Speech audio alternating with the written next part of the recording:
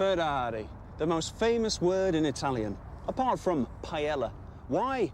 Because no other word quite embodies the Italians' love of speed, of competition, and of a voluptuous body.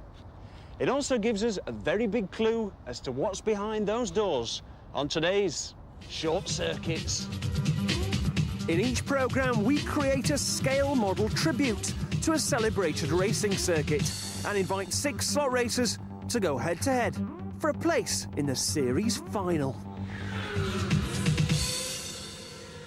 Just 24 hours ago, this was a ramshackle shed. Let's face it, it still is. But now, our modelling maestro, John Sword, has transformed it into one of the great motor racing circuits. Ciao, Bella! It's a Monza in Italy, innit?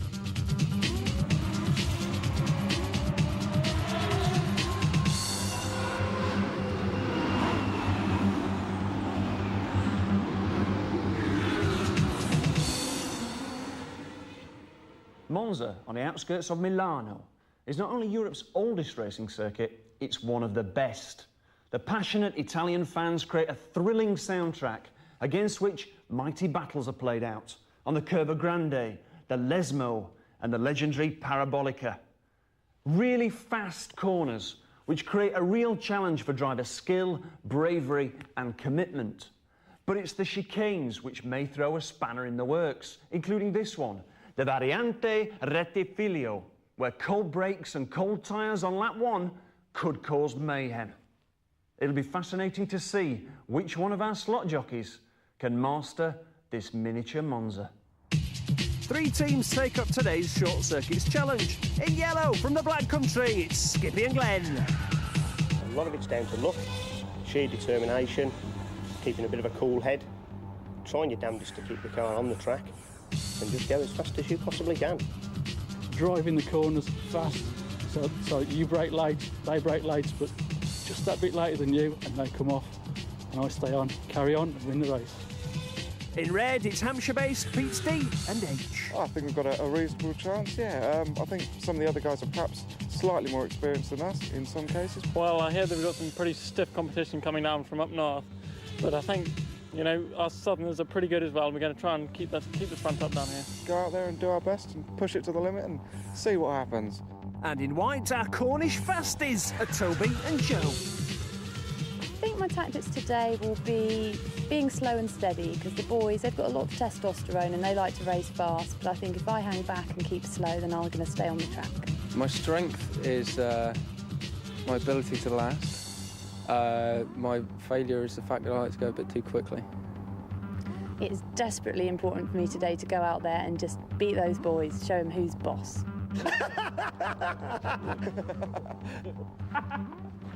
Oh, yeah, good. I'm going to whoop your ass.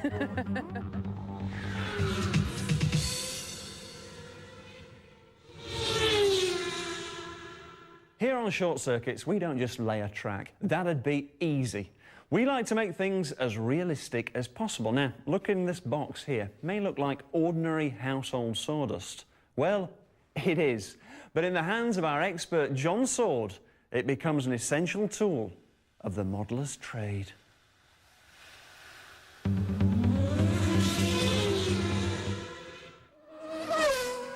Sawdust is a brilliant model-making material. One of its many uses is to be used as gravel in a runoff area.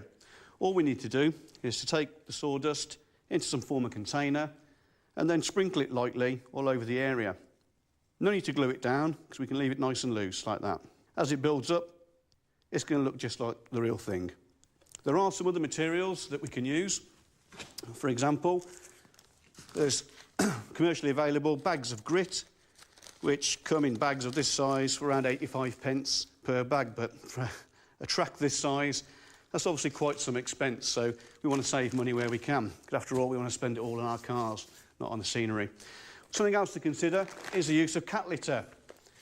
This comes in many colours, can be smoother than this or rougher, and again, you can scatter that all over the area to look like gravel. Another great use for sawdust is to mix it with green paint to give a textured grass effect. And again, on a scale that we're working on here, there's quite a lot of bare wood to be covered.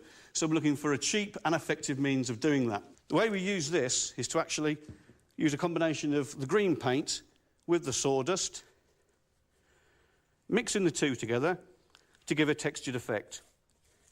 So as we mix it all in now, you can see starting to get a good combination there between the two.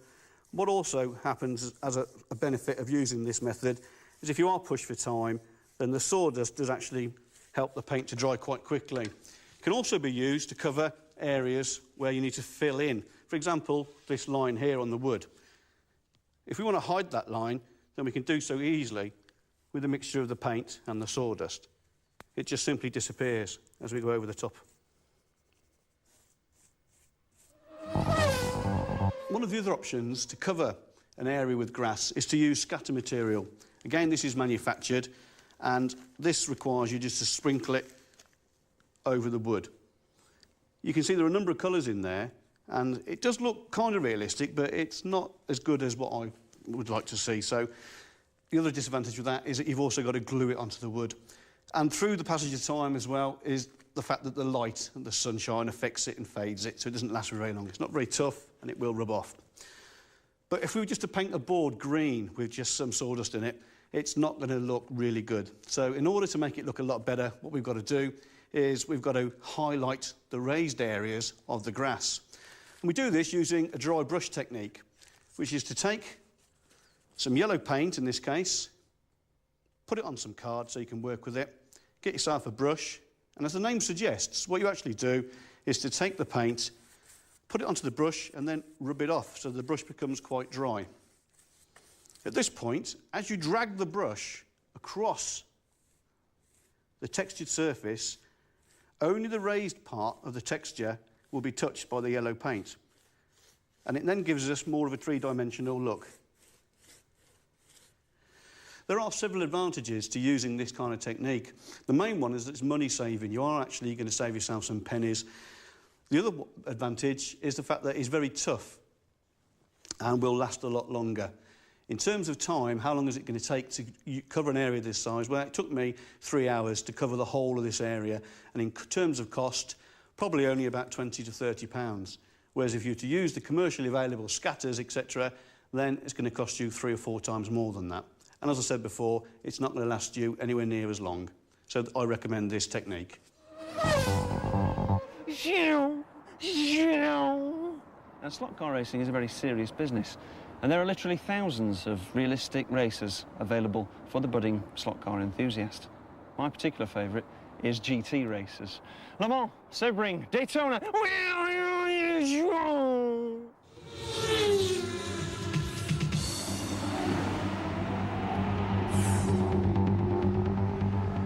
All classes of endurance racing are well represented in the world of slot. And with gimmicks like real headlights, you can even recreate racing through the night as you run your very own Le Mans 24 hours. But with so many cars to choose from, which ones will me and John put to the test on our miniature Monza?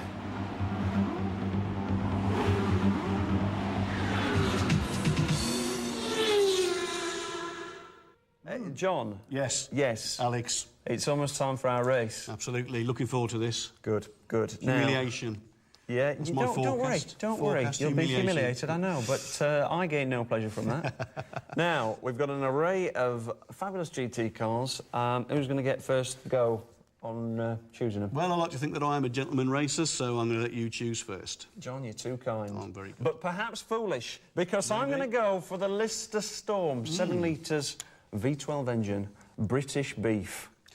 Yes, can't beat the British, can you? But there you go. Let's get it on the test bed to see what power my motor will perform with today. Here we go. Look at it. Look at it go. Look at it go. Look at it go. Look at it go. Come on. Come on. Here we go. 7. Oh, flipping, I think this is the most powerful one I've had to date. Going to be fast in a straight line. She's going to burn it up. OK, 12, 13, 14, 16 volts. There you go. 16 volts. What have we got? 7, 8, 190. 8, 190. A lot of power. 8,250. Now that is a blooming good score, that. But you'll never keep it on the track, Alex. Get out. All that power, all to waste. No. It'll be a complete waste. There's a lot of weight over the back wheels, and with the front engine configuration, I've got a nice balance, a nice predictable handling on the limit. True, yeah, but it needs a good driver at the end of the day. Yeah, it's me driving. After a certain amount of practice, perhaps. All right, let's see what your rubber choice has got. I'm going to go for something a little bit lower and an American version. Typical of your sneaky way, but I don't care because I've got a hell of a powerful motor. Well, what I'm looking for is to match you perhaps on the straights, but to do better than you on the curves. Because Monza, after all, has a lot of curves, as you quite adequately explained earlier on. Yeah, OK, but it has got a lot of fast corners, and I think the power is going to come into play. And the predictable handling, this looks like it's going to be all over the place. It sounds like a sewing machine. There's no power in that, John. It doesn't sound as good as yours, but it'll drive better. Trust me. What gear is he in? Come on, mate. Hey, come on, get that power revved up. You have more volts than me, look at this. 7,080. It's going to be like taking candy from a baby, John. Well, we'll see, won't we? Yeah? Well, you're full of big talk, John. But when we get out there on the track, there'll be nowhere to hide.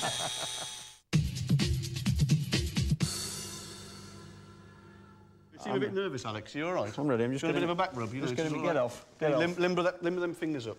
I'm getting my trigger finger nice and loose. Right. OK. Like Billy the Kid. Go! As predicted. Ends in tragedy. I think you need a marshal there, mate. No, hang on. That was just a practice. Come on, I'm going about half speed here, mate. I'm going to fall asleep. Oh. Too bad, but it's cagey. Nobody wants to show their hand. You're just trying to trick me into going too fast around one of these corners, but I'm too clever for you. I've got you sus, John Sword. Absolutely. So what position are you in at the minute, then? I'm just biding my time. Yeah? I'm keeping you within... All that talk about all those revs. And there we go.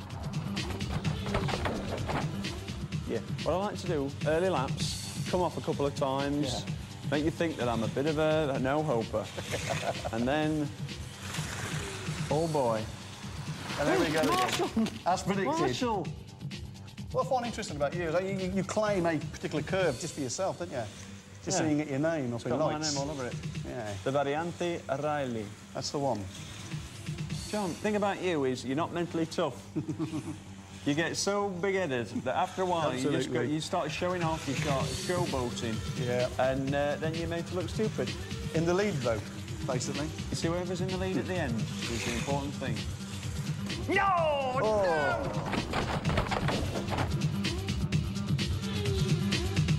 I'm after you. Oh, I think so, and there we go. Whoa, hey. Rubbish game, anyway. Keep practicing, mate. So John beat me. Well done, John. But just remember, you're old, and you're getting slower and slower and slower, and one day, I'll be there to whip your butt. Anyway, join us in part 2, when the racing is for real, and our 6 drivers get the chance to win through to a place in the semi-final.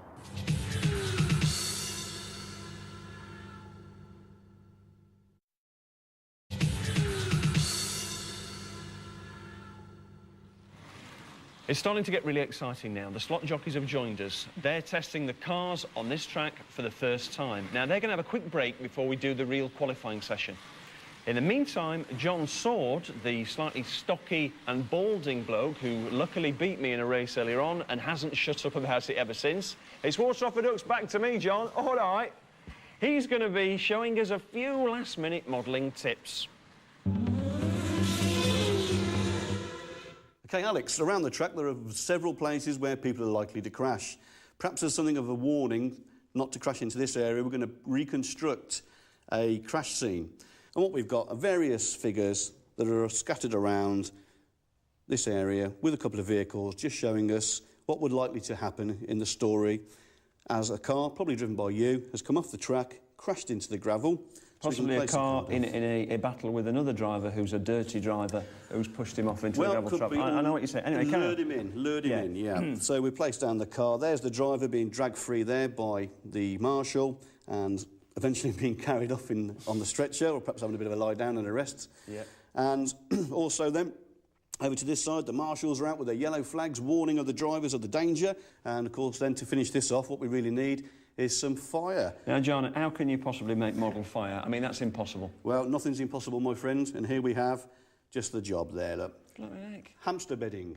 Hamster bedding? Absolutely, yeah. Where did you find a hamster that didn't need any bedding? From a hamster? Obviously, yeah. Evicted him onto the streets, stolen his bedding. No animals were harmed in the making of this programme, I'd just like to say. Anyway, John, carry on. How did you get that realistic fire-like look? On the base of the hamster bedding, which is already coloured black, I've daubed some bright orange and reds and yellow paint, bit like, you know, your bedroom walls, really, orange and greens, etc. You've never been in my bedroom. And then, once we've made that, we place it on the top, just as a living memorial there, really, to some bad driving. Time for qualifying, where the drivers race each lane in turn and are awarded points according to their finishing position. The driver with the highest points total gets first choice of lane for the final decisive knockout race.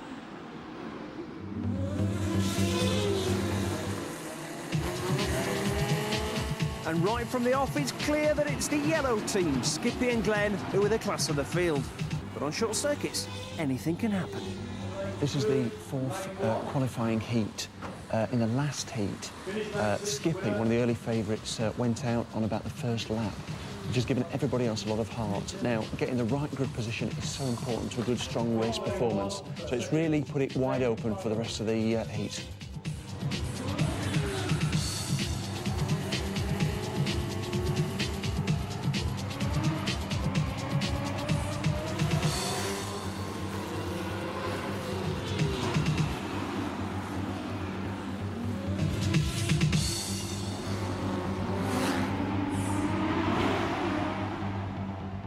Now, this is the last qualifying heat. Now, Skippy was in the lead. He's just gone out on about the second lap. Now, Toby is in lane 3, which is a really fast lane. He was third going into this, so he could improve his qualifying position. It's wide open. It could get really exciting. And right at the end, Skippy trips up, allowing Glenn to slip through and steal pole. Now, John, the teams have all got big ideas about the sort of tactics they're going to run for the race, but we've seen them in qualifying. Where do you think are going to be the big action areas on the track? I think basically there are two areas which will cause all the teams some concern. They're straight in front of us, down to our left and our right. The two chicanes, as we've seen earlier on, lots of problems. Well, I mean, for example, the red team, I mean, they are probably the least experienced racers that we've got here today, Pete Performance. And especially Pete H. I mean, I don't think he completed a full lap, did he, without coming off? He did, to be honest, no. He found it very, very tricky and demanding. I think he might have lost a little bit of heart, but could bounce back. What about the Black Country boys? I mean, they're obviously the favourites for the race. What can we expect to see from them? A very quick start. I'm sure they'll try and get away from any type of carnage that occurs on the first chicane over here, and they'll try and put some distance between themselves and the rest of the field. Deep end of trouble. I think that's the policy there, yeah. OK, what about our Cornish friends? They surprised me, especially Toby. I mean, he nearly nicked it at the end. He's quite cool, isn't he? Quite a cool character. He is, he is. Do you think he can worry the big boys? I think so. I think he'll worry them all the way round. I think he'll stay on right to the end. Well, I mean, that's the thing about short circuits. You keep on right to the end, you've got a chance of winning. Absolutely. If you keep it in this slot. Well, I don't know about you, John, but I'm very excited now about the race. Mate, tell you what, mate, it's going to be exciting. Shall we get him in here? I think so. Come on! Let's do it. Come on! Lane 1, are you ready? Yes. Lane 2? Ready. Lane 3? Ready. Lane 4? Ready. Lane 5? Ready. Lane 6? Ready. Marshals in position. Watch the lights. And they're off. Fantastic. Start by the red team there. Fantastic. Very... Oh, no. A bit too quick there for Pete H. Straight into the gravel trap, pulling loads of debris onto the track. But out front, we've got the yellow team there. Skippy from Glen, already pulling out a significant margin on lap 2. And where are the other racers? I'll tell you where. They're bringing up the rear. and we've got the red car of Pete D on the inside lane, and he's got the better of the two white cars at the moment. Toby, however, seems to be pulling away in the white car there, showing Pete a clean pair of heels, and Joe still in contention. But look at this, I can't believe it. We're only on about lap 4, and Glenn and Skippy are lapping the other drivers. Oh my, Joe, terrible. She was going so well, very consistent drive there, but she's left the track. That's the end of her race. Oh no! I don't put Glenn, and comfortable second place. He's on the side. What happened? Debris in the slot, we don't know, but his race is over. And as I say that, his teammate in the yellow, Skippy, laps the other drivers for a second time. What a dominant performance there by the Black Country boy. And still a ding-dong battle going on for second and third place there. And Pete nearly took him there, I don't believe. He's got him now. No, oh my goodness. It was so close that they were pushing each other so hard. And unfortunately, Toby cracked under the pressure. But that's it now. Pete's got second place. Oh dear, Pete. He's gone to pieces. He got the better of Toby. Now the track's got the better of him. And look at him there, Skippy, alone on the track, showing all the other racers how it's done. Majestic through those corners, a fantastic performance, a convincing performance. Well done, Skippy.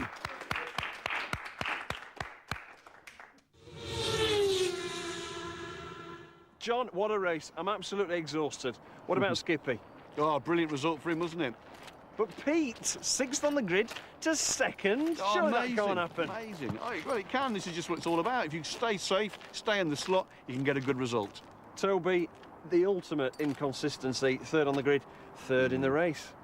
Yeah, again, stood a good chance, I thought. You know, we didn't know much about him, but he stayed on and he was really good. We know a lot about him now.